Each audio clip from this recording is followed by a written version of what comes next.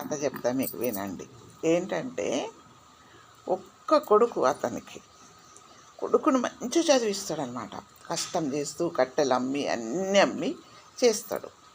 చేసి పెద్ద ఇంజనీర్ని చేస్తాడు. ఆ రోజుల్లో ఇంజనీర్ని చేసినాక ఆయన మంచి జాబ్ చేస్తాడు, పెళ్ళి చేస్తాడు, ఉంటాడు. ఉన్నాక ఈ కట్టెలు కొట్టుకుంటాము. ఈయన పల్లెటూరులోనే ఉండిపోతాడు తండ్రి. ఉండిపోయినాక కొడుకు దగ్గరికి పోతాడు.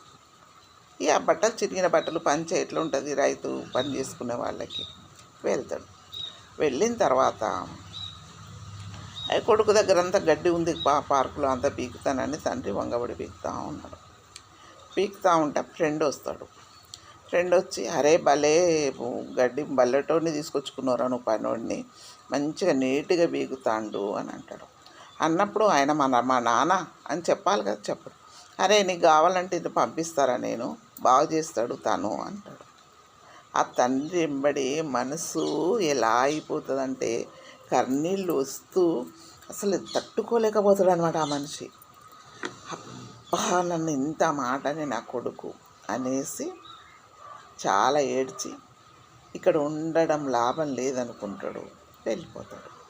ఎంతవరకు కట్టు చెప్పు, కన్న తండ్రికి తండ్రి అని చెప్పుకోలేకపోయాడు. ఆ తండ్రి చదివించకపోతే ఆ జాబ్ వచ్చునా అతనికి? అదే అతను లెక్క ఆ నెమ్మడి పట్టకపోతే జాబ్ వచ్చునా? అదే కూలి పని చేసుకుని కదా.